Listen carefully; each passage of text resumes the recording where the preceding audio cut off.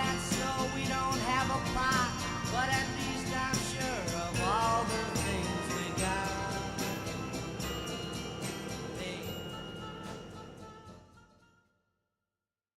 Bon, je travaille mieux quand je pense à voix haute.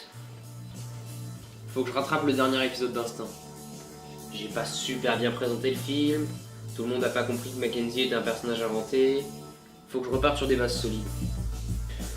Faut peut-être que je réfléchisse par genre de film. J'ai déjà fait un nanar fantastique et un faux documentaire. Ça mène à rien. Des faux documentaires, j'en ai pas des masses, et c'est marrant une fois de se moquer d'un film mal foutu. Je veux pas que l'émission vire au clash sans queue ni tête. C'était cool Sorcerer. C'est trop connu, mais je pourrais peut-être parler d'un film de Friedkin. Faudrait que je trouve un film qu'il a réalisé mais qui est resté dans l'ombre. Le sang du châtiment, Jade, l'enfer du devoir, l'exorcisme. Je crois que j'en tiens un là.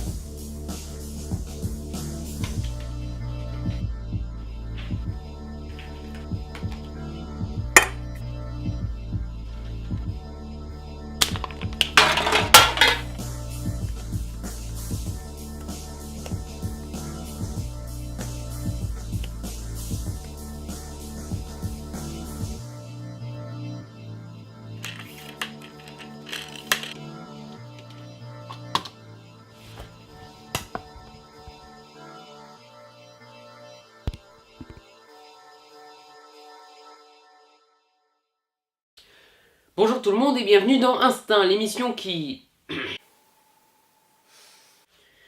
Bonjour tout le monde et bienvenue dans Instinct, l'émission qui prend toujours la saison 9 de Scrubs comme un poisson d'avril des plus douteux, et aujourd'hui on va parler d'un téléfilm. Ouais, elle était bien celle-là. Friedkin, vous connaissez sûrement ce nom. Et vous considérez sûrement pour la plupart que beaucoup de ces films sont des chefs-d'œuvre, et à raison. William Friedkin, donc, est né en 1935 à Chicago. Réalisateur de chefs-d'œuvre comme French Connection ou L'Exorciste, au début des années 70, il perd son statut de réalisateur intouchable auprès des studios lorsqu'il réalisa après L'Exorciste Sorcerer, ou Le Convoi de la Peur en français. Un remake du Salaire de la Peur de Henri-Georges Clouzot, mais on y reviendra. Film qui fut un four magistral, autant critique que financier.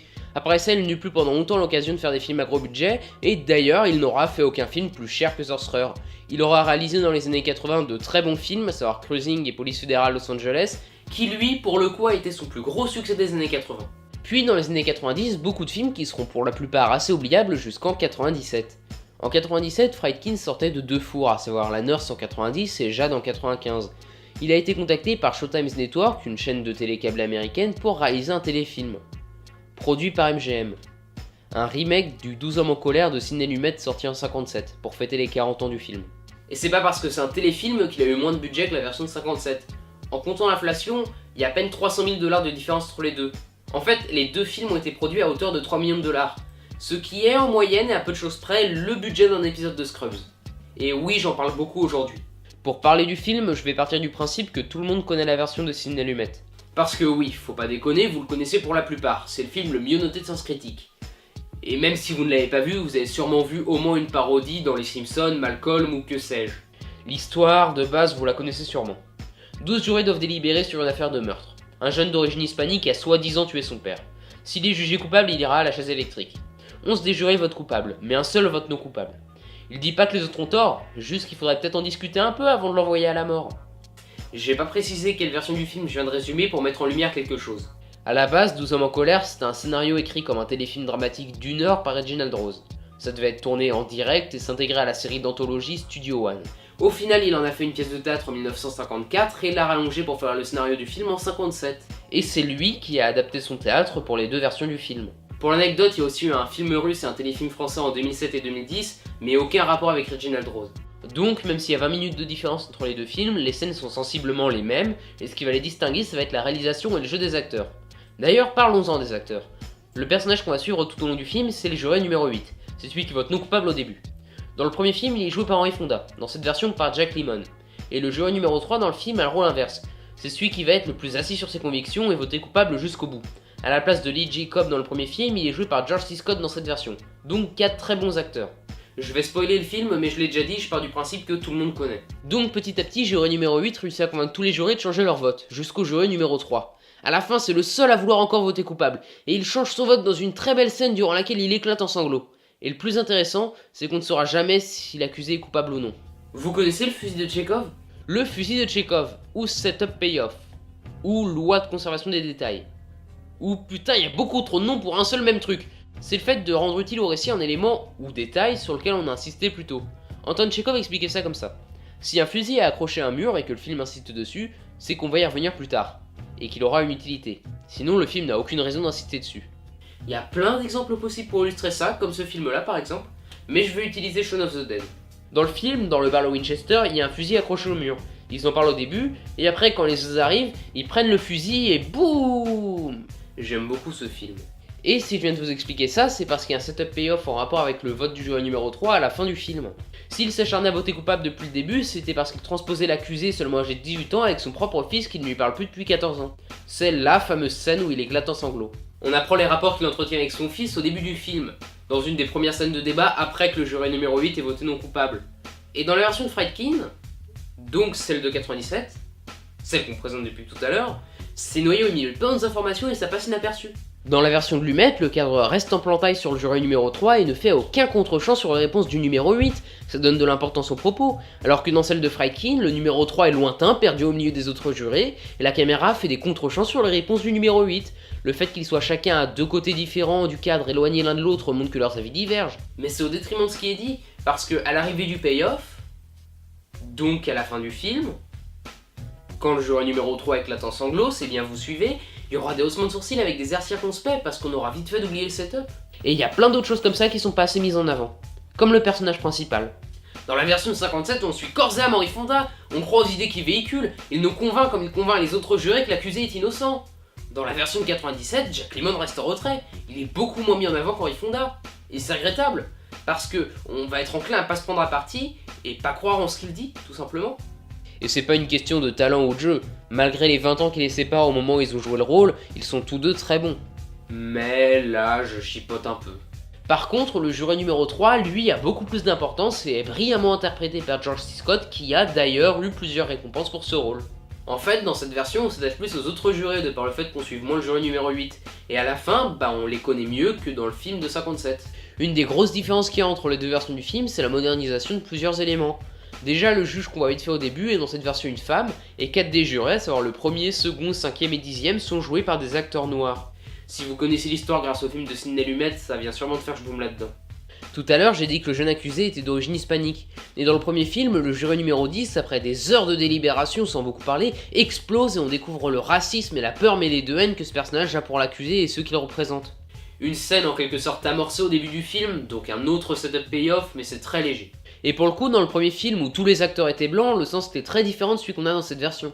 Et je dois dire que je préfère cette version de la scène à celle de 57, parce que, de par le fait que le personnage soit noir, la scène a beaucoup plus de sens, elle est beaucoup plus forte. D'ailleurs, elle est plus longue que celle de 57. Je pense qu'il va être l'heure de conclure. Quand le film a été diffusé pour la première fois, le 17 octobre 97, le procès d'O.J. Simpson était diffusé partout en Amérique, et c'est une affaire qui a été un sujet constant de rumeurs et de ragots.